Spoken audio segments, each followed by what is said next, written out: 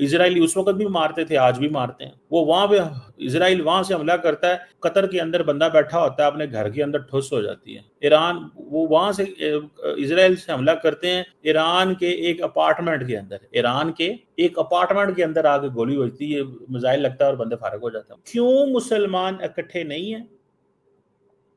क्यों मुसलमान इकट्ठे हैं और क्यों यूरोप और वेस्ट इकट्ठा है?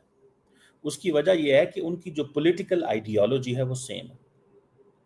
They live and die for a same political thought, and that is democracy, freedom of speech, freedom of expression, human rights.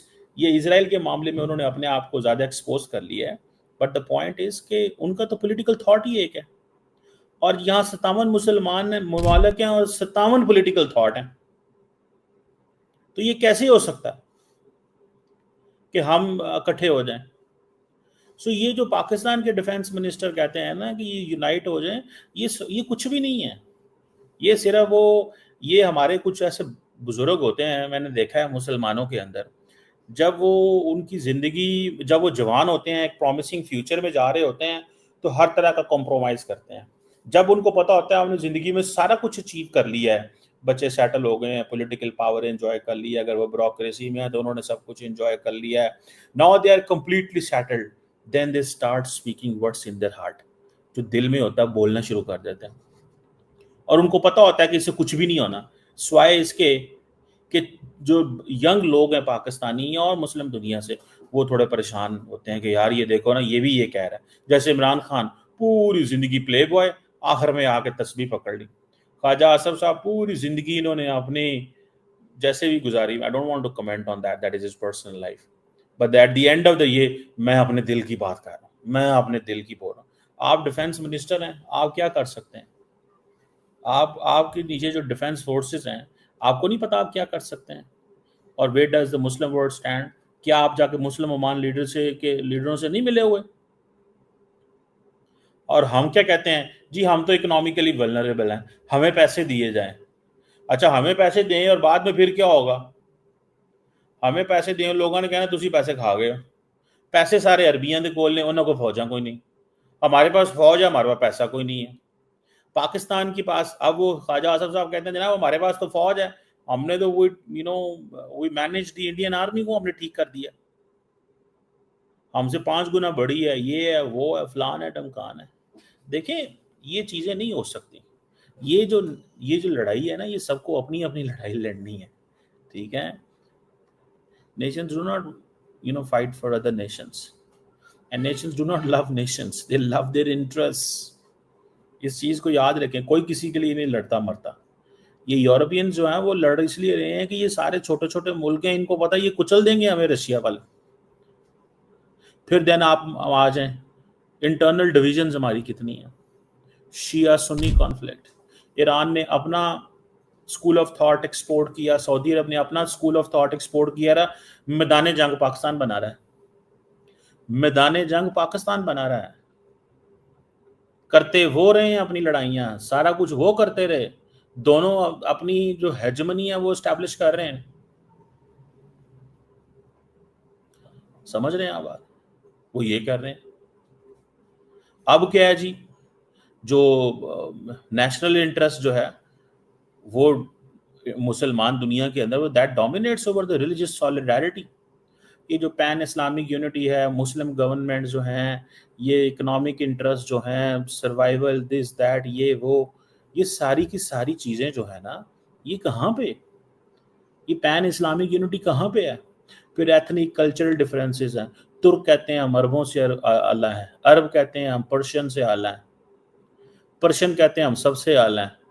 और हमारे जैसे मुल्क हैं जो पाकिस्तान जैसे, हम अपनी आइडेंटिटी की लड़ाई लड़ रहे हैं। हम आधे कहते हैं हम तुर्के हैं, आधे हम कहते हैं हम पर्शियन हैं, आधे हम कहते हैं हम अरब हैं, आधे हम कहते हैं नहीं हम इंडियन हैं। 5-5 तो आइडेंटिटियाँ लेके बैठे हुए हैं। तो ये जो कल्चरल एंड एथनिक डिफरेंसेस हैं, ये अपनी जगह पे कायम है। अब हमें समझ नहीं है कि हमने किसकी आइडेंटिटी को ज़्यादा सुपीरियर आइडेंटिटी समझना है, अरबों की, तुर्कों की, पर्शियंस की, किसकी? उधर आप चले जाए साउथ ईस्ट एशिया में चले जाए, वहाँ पे मलेशियंस, इंडोनेशियंस हैं, मतलब तो ये तो ख़त्म ही नहीं हो रही।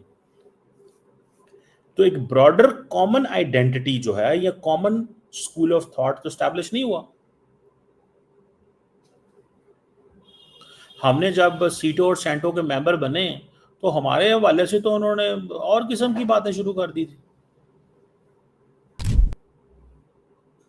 अब मुझे ये बताएं, इजिप्ट ने आई थिंक 1979 में इसराइल से ताल्लुकात ठीक कर लिए, जॉर्डन ने 1994 में ठीक कर ली, बहुत सारे अरब जो ममालिक हैं उन्होंने अब्राहम अकॉर्ड कर लिया था।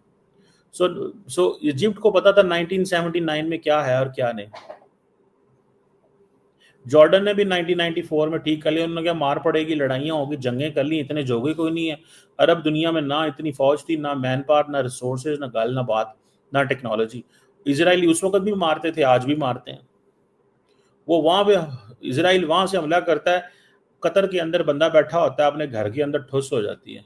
ईरान वो वहां से इसराइल से हमला करते हैं ईरान के एक अपार्टमेंट के अंदर, ईरान के एक अपार्टमेंट के अंदर आके गोली होती है, मिसाइल लगता है और बंदे फारग हो जाते हैं। कमर चीमा इस वक्त परेशान है, रो रहा है कि सारे मुस्लिम देश मिलकर इजराइल को क्यों नहीं मार पाते।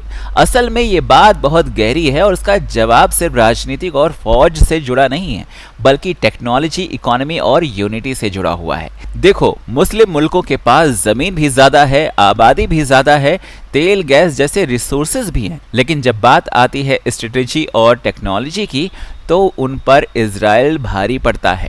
इजराइल छोटा देश है, लेकिन उसका माइंडसेट, रिसर्च और साइंस पूरी दुनिया में टॉप लेवल का है। दूसरी तरफ मुस्लिम देशों में आपस में इतनी यूनिटी नहीं है, कोई सऊदी के साथ, कोई तुर्की के साथ, और पाकिस्तान अपने ही झगड़ों में उलझा हुआ है। जबकि इजराइल चाहे अकेला हो, लेकिन उसका साथ अमेरिका, यूरोप और वेस्टर्न दुनिया देती है और यही उसकी ताकत है। तीसरी बात, इजराइल सिर्फ बंदूक से नहीं लड़ता है, वो artificial intelligence, drone, cyber technology, advance defence system से लड़ता है।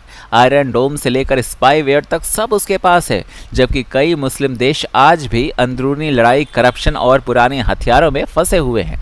तो चीमा जब ये कहता है कि इजराइल जब हमें चाहे मार देता है, इसका असल कारण सिर्फ ताकत नहीं है दोस्त, काबिलियत, तैयारी और टेक्नोलॉजी में इन्वेस्टमेंट है। और पाकिस्तान की हालत तो भाई सबको पता है, वहाँ अर्थव्यवस्था डूब रही है, लोग आटे चावल के लिए लाइनों में लगे हैं और चीमा जैसे लोग बैठकर सोचते हैं कि अरब देश मिलकर इजराइल से भिड़ जाएंगे।